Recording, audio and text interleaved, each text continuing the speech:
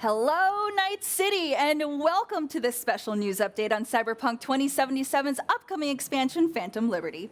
Joining me to help us deep dive into what to expect for this expansion is Phantom Liberty Director Gabriel Amatangelo at CD Projekt Red. Hey, good to see you again. Hi, you as well. Hi, everyone.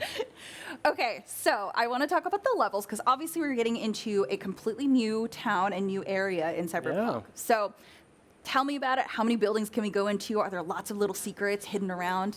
Dogtown. So Dogtown is ruled by Kurt Hansen, and he is sort of a de facto colonel from the new United States. And he seized the area, and so he kind of rules it with an iron fist, if you will. He's like a militia leader. And he exploits with various different weapons dealing and trading. And other black market goods, and some of which the players can get a hold of. So generally speaking, we wanted it to have sort of an oppressive feel. So you see his militia, his units around, and you kind of are on edge. The communities are, ruled strictly, if you will. But at the same time, the NCPD and the corpos are not allowed there. So it's a place that some, unsavory characters escape to. So it's a rougher area. Could we be one of those unsavory characters? Certainly, it's a role-playing game after all. You can, and I think we talked about a little bit last time. If you start committing crimes or getting out of order in that area, he will send his units after you. And it can escalate, and they can bring out, APCs, vehicles with mounted weapons, so on and so forth. Yeah, so we have new footage here, so kind of run me through what we're seeing right now. So this is our gameplay trailer, and right now we're seeing Dogtown at the beginning when you this is in the story, right after the plane gets shot down, like we saw in the story trailer, and exploring the kind of destruction that it caused in the way. We're getting into a vehicle right now and going to head to the crash site, where you're going to start to see some of Kurt's militia kind of trying to lock down the area, and you're going to have to tread carefully. Yeah, so we see some vehicular gameplay here, obviously, but vehicle combat is a big addition to Phantom Liberty. And how did that influence the streets and the quests of Dogtown? Yeah, so I mean, you can, as you're going from location to location, let's say quest spot to quest spot, along the way there's a lot of dynamic events that can happen. For example, I said that he deals with some black market goods. There could be some airdrops or some caravans, and you can intercept them, and there's an emergent encounter that happens from it, and you can get some loot, find some goodies, that kind of stuff, and you can do it on foot, you can do it in your vehicle, pull out an SMG, you can do, drive-bys on your bike and slash them with your katana blade. And so there's a lot of emergent sort of activities and events that happen throughout. That's awesome. So what will players get if they do intercept one of those airdrops? Do they get a new weapon? They can. You can get various new weapons. You can also get different kind of upgrades, skill shards, things of this nature. It's kind of a surprise. It's a RPG. That's awesome. Okay. Yeah. So and I'm sorry to interrupt, but there's also little story segments and stuff as well that you can find in it. Some Easter eggs. Ooh. Okay. Yeah. So there's a big push for you to want to go and grab those airdrops then. Yeah. So previously, the lead level designer did talk about wanting to reward the players the maximum choice and effort and reward from discovery and exploration. So does Phantom Liberty increase the amount of freedom of choice for players? In so many ways. Like I was saying, the kind of freedom of choice of just exploring the world and having emergent encounters, there's a lot of different, as the story progresses, different things happen in the story, and I don't want to give away any Easter eggs, but you can find little pieces and props and things that kind of support different events that kind of happen off screen, if you will. And as far as the player characters, we revamped the skill system, and so now there's so many different ways that you can kind of fulfill your fantasy on how you want to play as a cyberpunk with new cyberware and stuff like that. So I think that's along the lines of what he was speaking to before. Yeah.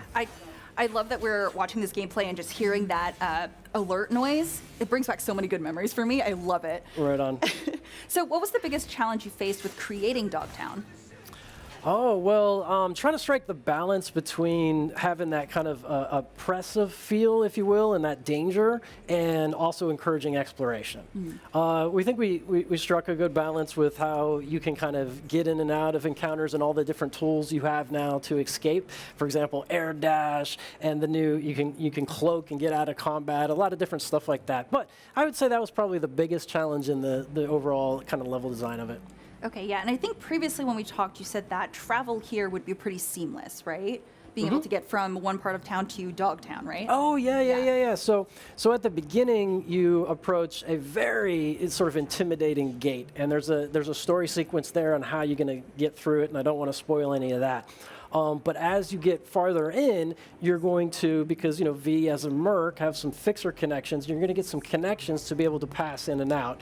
But yeah, it's contiguous from the beginning of the story. It's contiguous all the way in, and then as you want to come and go, and you can go back into base game quests, back into Phantom Liberty quests. You can go back and forth at your leisure.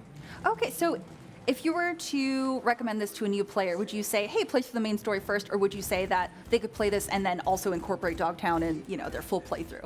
I mean, the most fun is definitely both parts, but we are introducing so much in 2.0 that you get for free, without Phantom Liberty.